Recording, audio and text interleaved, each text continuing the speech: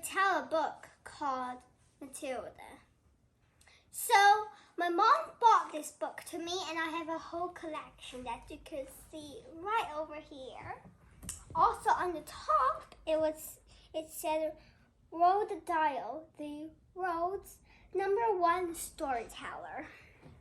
You guys could see. And on the back, there are lots of the books in here, like the BFG, what I'm going to tell you next week. And like today, the book I'm going to retell you today, Matilda, which is right over here. And Isola Trot, and lots more. So, oopsies, wrong way.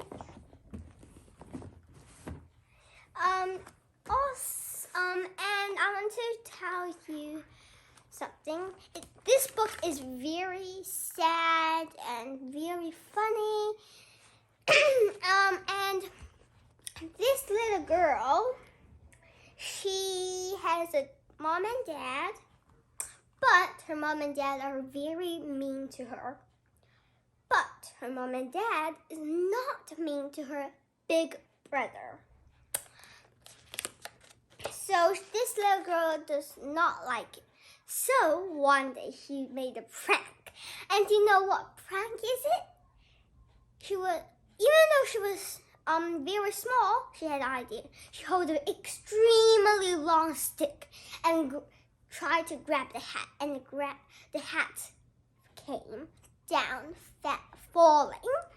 And then she got it, and then she added super glue into it, and then she put it back. And when his dad came, he put the hat on, and when he got to work, he couldn't get the hat off, which is very funny.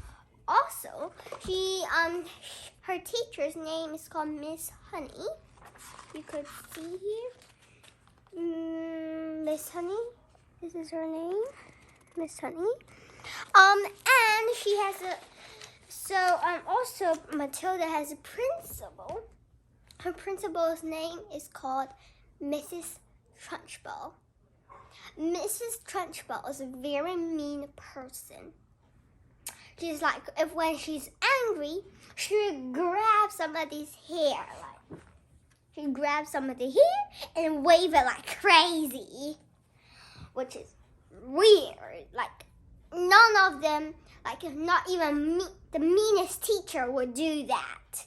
If that person did it, they might even go to jail. So it's very interesting that she didn't go to jail. Also,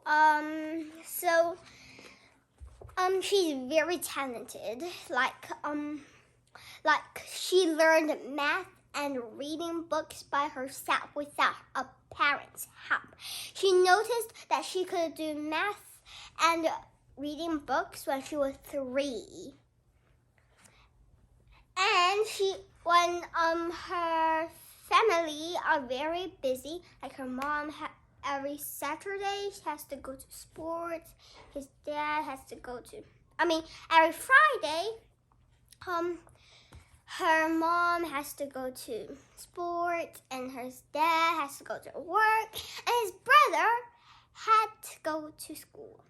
But when she was that small, she didn't go to school. She stays at home by herself. It feels like she's a grown-up, but actually she's just a 3-year-old child. Interesting. Also, she loves books so much that one day she walked down the street to a Pacific library. And then she read every single book in the children section. All of it. Even the ones that has hard word in it. She read all of it. And then she told to the library, "Hello, my name is called Matilda. Could you help me find some parent books?" And then the librarian was like surprised like this. And then the librarian said, "Of course, darling, what kind of book would you like?" She said, "I want to read some famous people books." And then the librarian said, "Of course." And then she found and found and found, and then she found a perfect one. And then she gave it to Matilda. And Matilda said, read all of it. The book was this thick. She read all of it, only in 2 hours. And then she gave it back to the librarian and said, "Thank you for the book. It was awesome and I loved it." And then she said, she asked if there were more famous people books. And then the librarian was so surprised, like, "Oh my goodness, you're so good at writing. How old are you?" And she said, "I'm 3 years old." And then the librarian said, "Where's your mom and dad?" And then she said, "My mom and dad my mom is at sport and my dad is all at work." And the librarian was like, "What?" And then Matilda said, "Can you help me find some more famous book? Excuse me." And then the librarian said, "Oh, sorry, I'll go." And then she found this thick book. And then this girl read it in, guess. She read it in 1 hour. Sorry for cutting you, but I want to tell you the connection. So the connection is like, Matilda is very like me. I love books.